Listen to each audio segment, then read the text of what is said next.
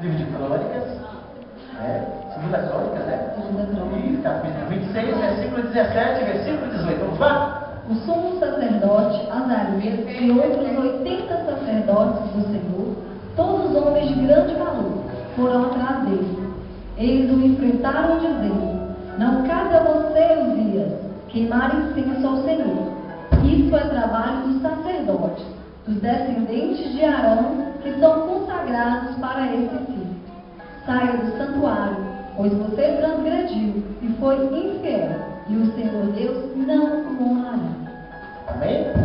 Coloca sua Bíblia sobre a cadeira. Feche seus olhos.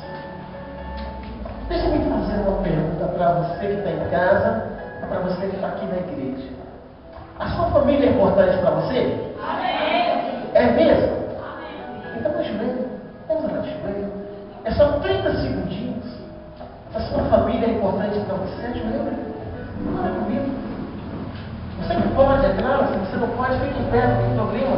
De repente você está com problema no pezinho, no joelho, na perna, ou na coluna, que não pode ajoelhar, não tem problema.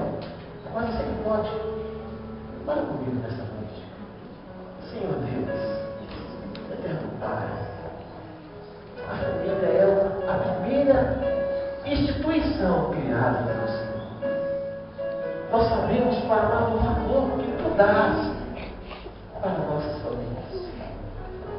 Agora, Pai, eu não sou merecedor de nada, mas estou tendo nessa noite a oportunidade de orar pelas famílias, de falar um pouquinho das famílias, um pouquinho, Pai amado, daquilo que o Senhor tem colocado no meu coração.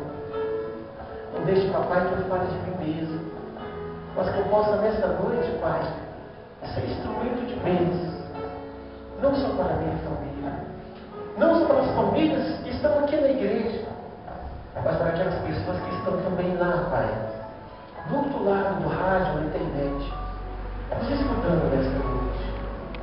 Oh Senhor, venha ser conosco, nos conduzindo, nos orientando, porque eu creio, Pai, agora eu tenho certeza também absoluta que toda igreja crê que nossa família é a família do Senhor. Amém? Então, pode sentar, fique à vontade. Eu costumo sempre dizer que a família, ela é a coisa mais importante que nós temos aqui na Terra. Tira um pouquinho do áudio do por favor, Guilherme, está dando para família, tira um pouquinho de áudio. E a família, para você, a coisa mais importante que obrigado, e que você tem na Terra, é através dela a qual nós sorrimos, nós ficamos cada dia mais felizes, e às vezes então por um problema, por uma luta, por uma dificuldade, ou por uma provação, também nós entristecemos. Mas eu quero te mostrar que você é um sacerdote de Deus nessa família. Glória a Deus. Você acredita nisso? Amém. Bate no ombro do seu irmão e fala com ele assim: irmão, você é separado por Deus para ser um sacerdote na tua família. Agora eu quero que você preste atenção. Nós vamos descrever aqui alguns sacerdotes a qual eles levaram a família na mão, na oração, às vezes nas costas e no jejum. Eu quero que você abra a Bíblia juntamente com o Climene. Se tiver errado, Climene, você me corrige por gentileza. Lá no livro de Gênesis, capítulo 12, versículo 1. Eu quero que você faça essa leitura juntamente com o Climene. Sacerdote de Deus é o título. E por que sacerdote? Nós ouvimos falar um pouquinho de Abraão, mas eu vou pedir primeiro que faça essa leitura bíblica. Por gentileza, primeiro, faça essa leitura bíblica, por favor. Então o Senhor disse a Abraão: deixe a sua terra, os seus parentes e a casa de seu pai, e vá para a terra que eu lhe mostrei. Esse primeiro sacerdote, irmão, a primeira coisa que ele fez foi receber uma ordem de Deus. Naturalmente, todos nós sabemos que Abraão foi o pai da fé.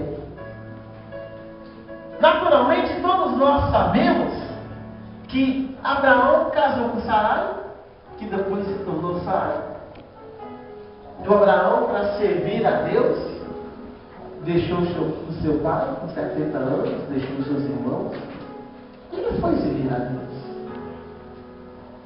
Em toda a história de Abraão e Sara, nós vemos muitas provas que Abraão passou. Nós vemos muitas provas que Abraão passou. Abraão recebeu uma promessa de Deus, não aguentou esperar. Abraão uma vez teve que mentir dizendo que era irmão de Sara. Abraão às vezes pecou, errou, falhou. Mas ninguém pode tirar os méritos de Abraão. E se nós formos olhar para a vida de Abraão, meu pastor, ele fez isso, ele fez aquilo outro. Porque ninguém é perfeito. Mas Abraão é considerado, primeiro, o pai da fé.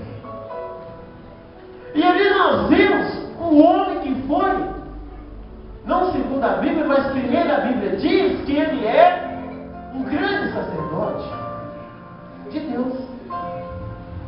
No livro de Gênesis também, no capítulo 37, no versículo 7, nós vemos um jovem rapaz, a qual também ele era um sacerdote de Deus.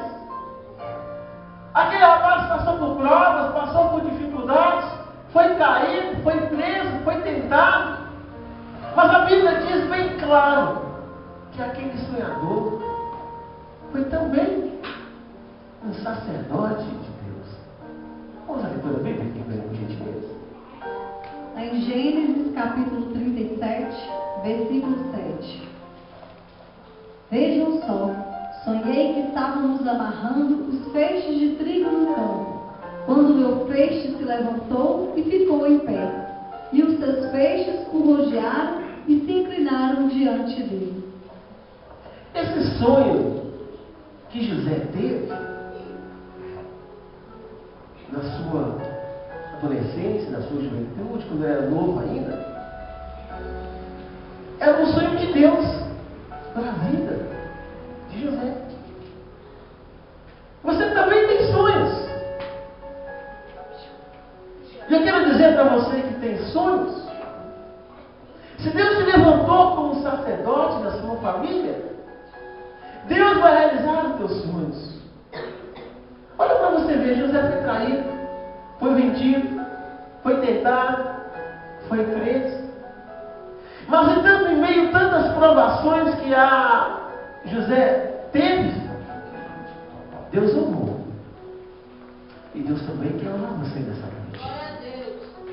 Sabe por quê? Às vezes você pensa assim, mas é meu sonho, mas Deus falou. Deus também falou com José. Deus falou com José através do sonho. E o sonho de José é poder governar. A Bíblia diz que nesse sonho José viu que aquelas espigas se provavam. E você pode perguntar assim, vou falar assim, mas é meu sonho. E muitas vezes nós, para realizar os nossos sonhos, nós brigamos com os pais, brigamos com o avô, com o vó, com o tio, com o primo, com o irmão. E muitas vezes nós queremos fazer, sabe, esconder atrás de Deus. Não, mas Deus falou. Querido, se Deus falou, quem garante a vitória? Você ou Deus? O primeiro passo é esse. Abraão largou sua parentela, largou sua família e ouviu a ordem de Deus. José também passou por muitas dificuldades, por um motivo ou outro, largou também a sua família, mas José não desviou do caminho de Deus. Porque José foi separado. Abraão foi separado. Todos esses foram homens de Deus. Só que a Bíblia também fala de Jó. Jó no capítulo 1, que eu vou ler daqui a pouco. Jó é um grande homem de Deus, um homem próspero. E se você analisar, nós vamos ter lá. Abraão obedeceu a ordem de Deus. Se você vai ter lá também José. Foi um sonhador. obedeceu o sonho de Deus. Se você olhar no livro de Jó também, Jó foi um homem próspero. Olha para você a leitura bíblica. Olha o que Jó também fazia para a família. Vamos ler a leitura bíblica aqui, vem. Livro de Jó, capítulo 1, versículo 15. Quando terminavam os dias de seus banquetes, Jó reunia todos os seus filhos e oferecia sacrifícios queimados a favor de cada um, cedo de manhã, para purificá-los, pois pensava: é possível que meus filhos tenham pecado e tenham amaldiçoado Deus em seus corações. Jó fazia isso continuamente. Está vendo, querido? Nessas três citações bíblicas, nós entendemos que em cada família, Deus levantou para ser sacerdote a Deus. Jó, enquanto os filhos bebiam, faziam farra, a Bíblia diz que Jó levantava de madrugada para quê, igreja? Para orar. A Bíblia diz também que Jó oferecia banquetes a Deus, jejuava diante de Deus, orava diante de Deus, acordava pela madrugada, simplesmente para orar. E você? Se Deus tem te levantado como sacerdote dele, na sua família, você tem orado pelo seu irmão? Você tem orado pela sua irmã, pela sua filha, pelo seu filho? Muitas vezes o que acontece conosco, primeiro, se uma pessoa ora, se outra jejuma, se eu, por exemplo, oro e jejuo, muitas vezes eu quero que meu irmão, que minha esposa, que meu esposo, que meu filho, que minha filha faça a mesma coisa que eu. E será que vai fazer? Eu quero te dizer que não. Se Deus levantou você na sua casa como sacerdote dele, é você que tem que orar. É você que tem que jejuar.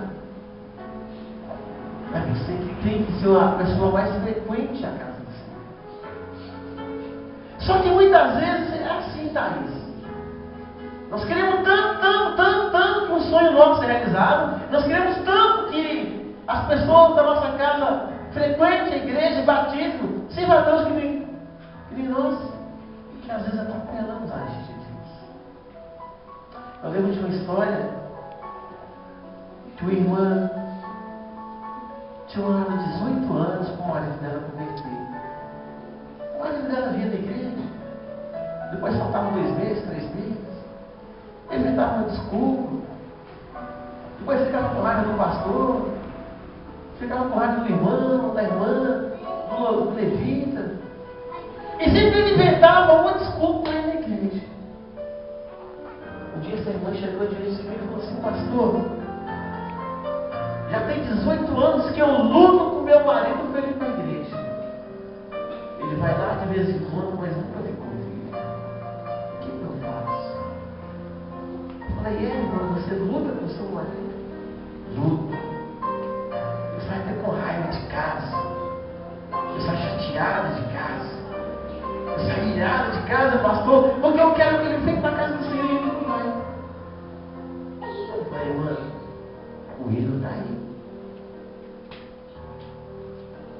E ela me perguntou: o erro, pastor, é de eu querer que meu amigo, que meu esposo vá para a igreja? Não. O erro é de você ficar lutando com o seu esposo para ele ir para a igreja. O seu esposo, irmão, pode ser um crente, sim. Só que Deus levantou você como pastora da sua casa. Deus levantou você como sacerdote da sua casa. E é através do seu testemunho, é através da sua oração, do seu jejum, que o esposo vai para a igreja. Você acha que é você ficar brigando? Primeiro está aqui. Sabe que primeiro ficou brigando com o Valdeir? Sabe que primeiro ficou pensando? Não, responde não. Será que primeiro ficou pegando o pé de Valdeir? Uma vez, a Juliana, todos aqui da igreja sabem, né?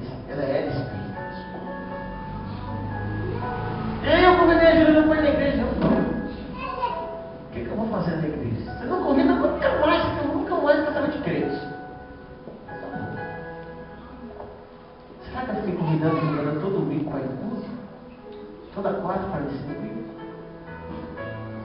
Nunca mais eu chamei Juliana para ir na igreja. Eu chegava na igreja e Juliana ficava assim. Como é que foi o culto? Foi bom. O que aconteceu lá? Ah, você não foi? Você não vai contar? Não, você não foi. De repente eu no culto de novo, nossa, como é que foi o culto? Foi bom. Um dia uma irmã foi buscar, falou assim, você não vai convidar ela para ir na igreja? Não. Por quê? Porque ela falou que para mim nunca convidava para a igreja. Ah, mas você tem que cuidar. Não. A minha luta não é para cá. A nossa luta é por quê, igreja? Espírito e... Então para que eu vou ficar enchendo a paciência da pessoa, vem pai da igreja? Para que eu vou ficar aquela cobrança? Tem algum motivo? Não. Abraão, José e Jó, todos esses eram sacerdotes de Deus. Mas nós temos mais um aqui também no livro de Lucas, capítulo 1, versículo de 12 a 14. E esse, além de ser sacerdote em casa, era também sacerdote na família, na igreja também. Vamos aí para a Bíblia. Livro de Lucas, capítulo 12, capítulo 1, versículo 12 ao 14. Zacarias ficou perturbado e cheio de medo. Mas o anjo lhe disse: não tenha medo, Zacarias, porque eu vim para dizer-lhe que Deus ouviu a sua oração, e a sua esposa Isabel vai dar luz a um filho seu. Você o chamará de João. Haverá grande prazer pelo nascimento dele, e muitos se alegrarão com você. Zacarias era um sacerdote, tanto na igreja quanto em casa. Zacarias foi abençoado por Deus. Nessas três citações bíblicas, eu quis mostrar para você nessa noite que um recebeu uma ordem, o outro era sonhador. Ah, quantos aqui será que tem sonhos? E o outro era próximo. Quem nessa noite não quer ser próximo? E a pergunta que eu faço para você nessa noite: você está sendo sacerdote em tua casa? Você está orando para a tua família? Ah, não vale mentir. Olha, você está na igreja. Deixa eu me fazer a pergunta. Bate no ombro do irmão e pergunta para ele assim: quantas noites durante uma semana você tem levantado de madrugada para orar para a sua família? Ah, não vai responder porque está até rindo. Mas eu quero dizer para vocês, Stephanie, se você quer ter sua família no altar do Senhor, se você quer ter os seus filhos, claro, quando você casar, seus irmãos, sua tia, sua avó na casa do Senhor, Stephanie, cabe você ser sacerdote na sua casa. Cabe você orar, cabe você jejuar, cabe você buscar. Abraão buscou com toda a família. José, por mais que a família de José tem feito defeito com José, traído José, vendido José, José perdoou. Ah, e quantos aqui não perdoam a família? José perdoou a sua família. A Bíblia diz também que aqueles filhos de Jó, que Jó levantava toda a família para fazer o quê? Para orar para a família. E você? Tem orado para a sua família? Aí vai responder assim: eu oro. Eu peço a Deus para abençoar meu pai, minha mãe, minha filha, meu filho, meu esposo, minha esposa. Mas a pergunta é: será que você tem levantado de madrugada para orar para a tua família? A Bíblia diz que Jesus, que é o sumo, porque o sumo primeiro e único sacerdote, que ele até jejuou 40 dias por mim, por você, que ele morreu na cruz por mim, por você. Sabe por quê? A Bíblia diz que eu e você, quando nós o batizamos, nós somos filhos de quem? De Deus. Então, automaticamente, nós fazemos parte da família de quem? De Deus. Então, você tem pagado o preço pela sua família? E aí? Ou será que você é aquela mulher ranzinza, só sabe reclamar do esposo? Ou será que você é aquela esposa também, aquele esposo ranzinza, que só sabe reclamar? Ou será que você reclama da sua avó, do seu avô, do seu tio? Poxa, cada um de nós tem que fazer a nossa parte. Não é assim? Faça a sua parte que eu. Agora, só que Deus tem muitas coisas boas para mim, mas só para mim. Sabe? Vamos lá aqui no próximo texto?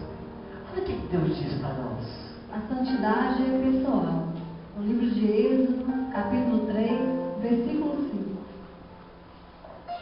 Livro de Êxodo, capítulo 3, versículo 5. Eu acredito, primeiro, que a santidade, além de ser pessoal, ela não é transferida e nem vendida. Ela é água como eu, dela, você, primeiro. Podemos conquistar a cada dia. Só que nesse contexto bíblico, olha o que o próprio Deus fala com Moisés.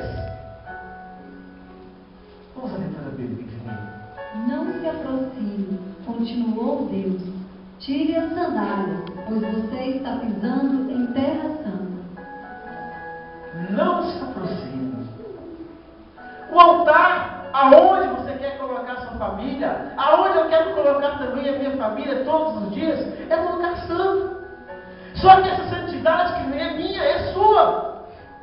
E não podemos querer que de repente os nossos filhos sejam igual nós somos. Um dos erros que nós temos, Genciane, é querer que a nossa filha, os nossos filhos, que o nosso pai, a nossa mãe, a nossa avó, seja como nós somos. E por falar nisso, não ri não, Genciane, mas responde para você mesmo. Quantas vezes você já orou para sua mãe, seu evangélico? Mas essa pergunta que eu faço para a Genciane aqui de uma forma aleatória, eu quero perguntar para você nessa noite. E você?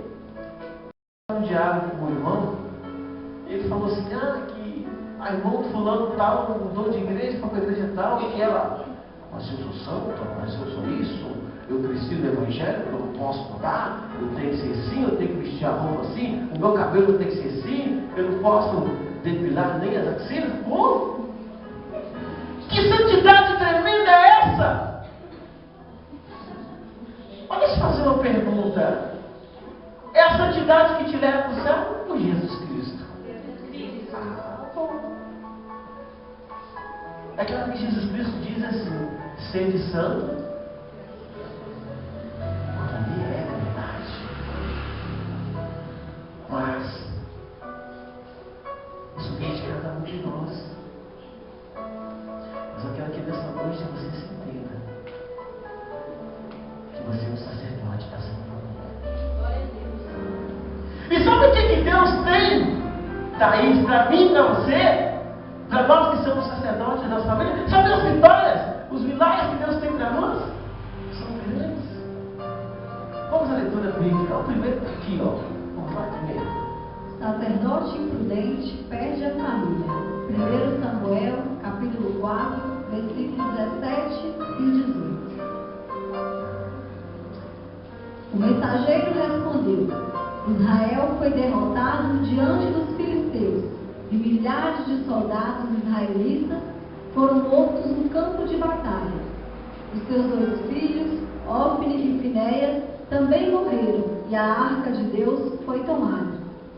Quando o mensageiro mencionou o que tinha acontecido à arca de Deus, Eli caiu da cadeira para trás, ao lado do portão, e com a queda quebrou o pescoço e morreu, pois Eli era muito velho e pesado.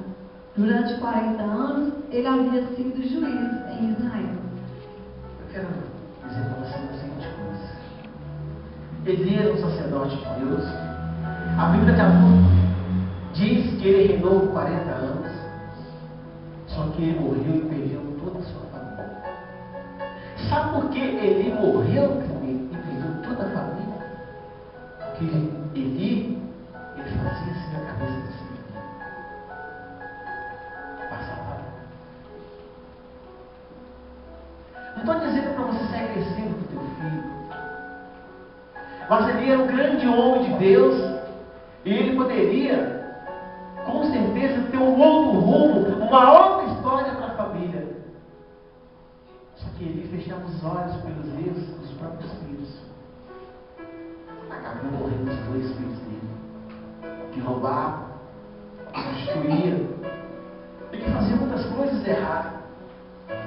Eu quero dizer para você, pai, para você, mãe, corrige teu filho, a tua filha. Corrige eles para que você possa ter uma família na presença do Senhor. Porque o que Deus promete, o que Deus dá para aquele que, sabe, passa a mão na cabeça, que faz as coisas certinho. Não, Senhor, vamos à leitura bíblica, por gentileza. Lá no livro de Josué, capítulo 24, 15. Eu e a minha casa serviremos ao Senhor. Está vendo? Livro de Josué, é isso? Capítulo 24. Capítulo 24, versículo 15, vai dizer: eu e a minha família serviremos ao Senhor. Quantas pessoas da sua casa, da sua família você está querendo salvar? E você será que tem condições de dizer isso? Será que você tem condições apenas de dizer: não, pastor, eu posso dizer, eu e minha família servimos ao Senhor? Bom, se você pode dizer isso, a pergunta que eu lhe faço nessa noite: o que você tem feito para salvar o seu pai? O que você tem feito para salvar a tua mãe? Ei, o que você tem feito para salvar a tua avó? O que você tem feito para salvar o teu irmão? Você tem feito alguma coisa? Não, mas eu vou profetizar, eu vou fazer campanha, eu vou isso, eu vou aquilo outro. Eu quero dizer, eu e a minha família servimos ao bem, meu irmão, falar é muito fácil. Mas tem um versículo que diz assim, que a fé sem obra era o quê? A fé sem obra era o que, igreja? Morta. Então não adianta nada você falar que tem fé e continuar lá. Você tem orado para a conversão de alguém da tua família? Você tem buscado a conversão de alguém da tua família? Querido, eu não quero simplesmente que você diga isso, eu e a minha família serviremos ao Senhor Jesus, mas eu quero sim que você diga assim: eu e a minha família já servimos ao Senhor Jesus. Só que para isso, primeiro, tem que ter um passo. Você tem um passo, você veio, você batizou, você trouxe seu filho, você... Nossa, parabéns para você. Mas e aí? Quem na sua casa precisa ser salvo?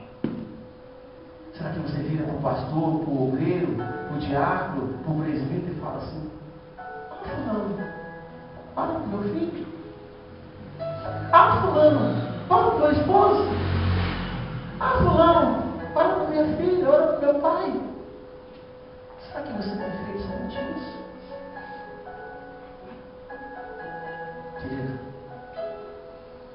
eu quero te dizer, pedir é muito fácil.